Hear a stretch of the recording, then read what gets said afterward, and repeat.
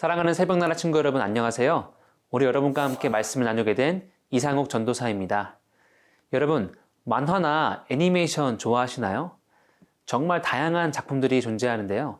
그 수많은 작품에서 찾아볼 수 있으며 개인적으로 어릴 적부터 열광했던 만화의 요소 중 하나는 바로 합체입니다.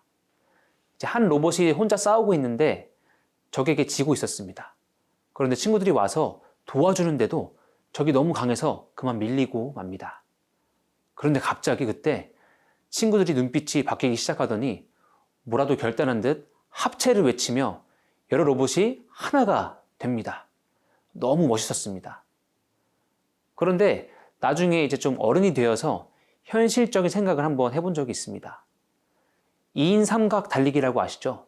그 달리기만 해도 손발이 안 맞는데 5명이 합체했는데 어떻게 갑자기 그렇게 손발이 잘 맞을 수가 있을까?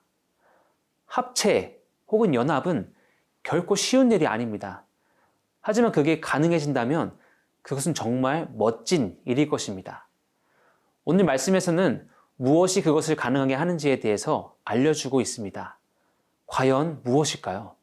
오늘 말씀을 통해 함께 살펴보도록 하겠습니다. 오늘 말씀의 제목은 하나가 되는 법입니다. 오늘의 말씀은 골로새서 3장 12절에서 17절입니다. 그러므로 여러분은 하나님께서 택하신 사람들, 곧 거룩하고 사랑하심을 받은 사람들 같이 긍휼과 친절과 겸손과 온유와 오래 참음으로 옷 입으십시오. 누가 누구에게 불평거리가 있더라도 서로 용납하고 서로 용서해 주십시오. 주께서 여러분을 용서하신 것 같이 여러분도 그렇게 하십시오. 그리고 이 모든 것 위에 사랑을 더하십시오. 사랑은 온전하게 묶는 띠입니다. 그리스도의 평강이 여러분의 마음을 지배하게 하십시오. 이 평화를 위해 여러분은 한 몸으로 부르심을 받았습니다. 또한 여러분은 감사하는 사람이 되십시오.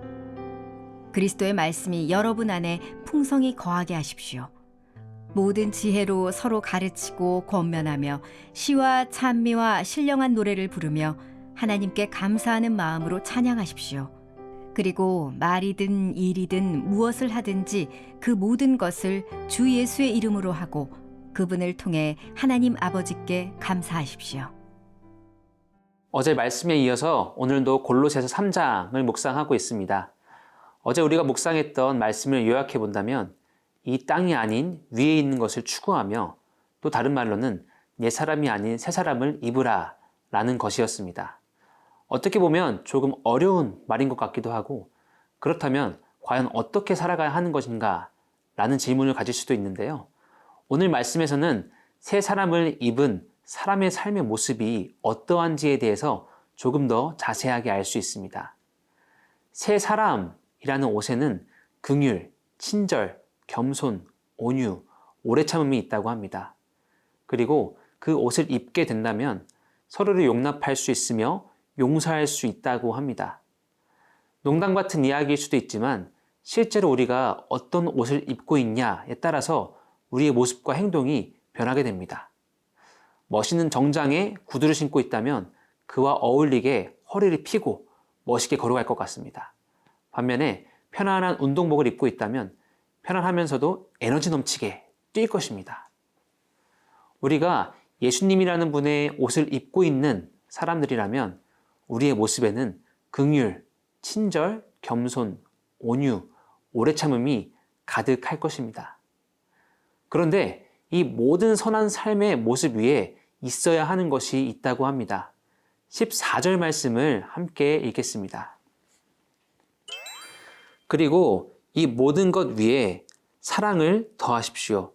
사랑은 온전하게 묶는 띠입니다. 이 모든 것 위에 사랑을 더하라고 합니다. 왜냐하면 사랑은 온전하게 묶는 띠이기 때문입니다. 13절 말씀을 보면 새 사람의 모습은 한 개인의 모습이 아닙니다. 서로 용납하고 서로 용서하라 라고 말합니다. 즉 예수 그리스도 안에 거한다는 것은 나만을 위한 것이 아닌 공동체를 위한 것이며 사랑은 그 공동체가 온전하게 설 수 있도록 하는 띠와도 같은 것입니다. 사랑하는 새벽나라 친구 여러분, 우리 모두는 예수 그리스도 안에서 한 공동체이며 예수님께서 우리에게 보여주셨던 그 사랑이라는 띠로 온전하게 되었습니다. 이 시간 잠시 우리 주변에 있는 사람들을 생각해 보겠습니다. 누가 생각나나요?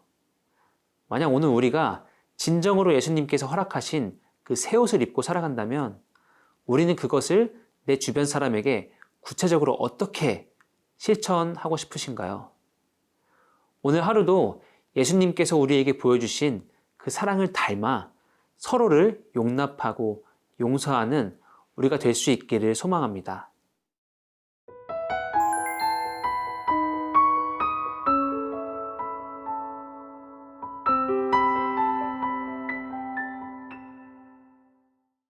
이어지는 15절에서 17절까지의 말씀은 새 사람을 입는 것을 또 다른 방식으로 표현하고 있습니다. 그것은 바로 그리스도의 평강이 마음을 지배하는 것이며 그리스도의 말씀이 우리 안에 풍성히 거하는 것입니다. 우리의 마음이 무엇으로 가득 차 있는가는 굉장히 중요합니다. 그 마음에 무엇이 있냐에 따라서 우리가 보고 듣고 느끼는 것이 달라지기 때문입니다. 저에게 6살 난 아들이 한 명 있습니다. 아이를 키우며 화가 난 적도 많고 아들을 혼낸 적도 많이 있었습니다. 그런데 어느 날 이런 생각이 들었습니다. 같은 잘못이어도 어느 날은 부드럽게 지나가고 어느 날은 무섭게 내가 혼을 냈구나. 아이의 잘못은 늘 똑같았지만 날마다 달랐던 것은 바로 제 마음과 컨디션이었습니다. 뭔가 불편하고 피곤한 날 아들이 어떤 잘못을 하면 그것을 이해하고 받아들이기가 너무나 어려웠습니다. 하지만 반대로 피곤하지 않고 컨디션도 좋을 때 아들의 잘못을 용납하고 이해하는 제 모습을 발견했습니다. 이 예화의 목적은 컨디션을 잘 지켜라 라는 이야기가 아닙니다. 다만 이처럼 우리의 마음에 그리스도의 평강이 없다면, 예수 그리스도의 말씀이 없다면 우리의 입술은 찬양과 감사보다는 불평과 불만으로 가득 찰 것이라는 말씀입니다. 그리고 이 마음을 우리는 언제, 어디서, 어떻게 품어야 할까요? 이에 대한 답은 17절 말씀에 나와 있습니다. 함께 17절 말씀을 읽겠습니다. 그리고 말이든 일이든 무엇을 하든지 그 모든 것을 주 예수의 이름으로 하고 그분을 통해 하나님 아버지께 감사하십시오. 무엇을 하든지 예수의 이름으로 하나님 아버지께 감사하는 것. 즉 우리의 평생의 삶을 통해서 우리는 예수님의 이름으로 살아가야 하며 하나님 아버지께 감사하며 살아가야 합니다. 사랑하는 새벽나라 친구 여러분, 여러분의 마음은 지금 무엇으로 가득 차 있나요? 예수 그리스도인가요? 하나님의 말씀인가요? 아니면 미래에 대한 고민과 불안, 최근 겪고 있는 관계의 어려움인가요? 오늘 하루 우리의 마음을, 시간을, 모든 것을 예수님께 내어드릴 수 있기를 소망합니다. 그렇게 결단하며 나아갈 때 우리 안에 살아계신 예수 그리스도의 능력이 우리의 삶을 선하게 이끌어 가실 것입니다. 오늘 하루도 승리함 가운데 하나님께 감사와 찬양 올려드리는 우리 모두가 될 수 있기를 소망합니다. 사랑이 많으신 하나님 아버지, 하나님께서 우리에게 보내신 사랑의 띠, 예수 그리스도를 기억합니다. 우리가 예수님을 통해 받은 놀라운 사랑과 은혜를 우리 주변 친구와 가족들에게 표현하며 전할 수 있기를 소망합니다. 그래서 언제 어디서 무엇을 하든지 예수님께 영광 올려드리며 하나님께 감사하며 찬양하는 우리가 될 수 있도록 함께 해주세요. 감사드리며 예수님의 이름으로 기도합니다. 아멘.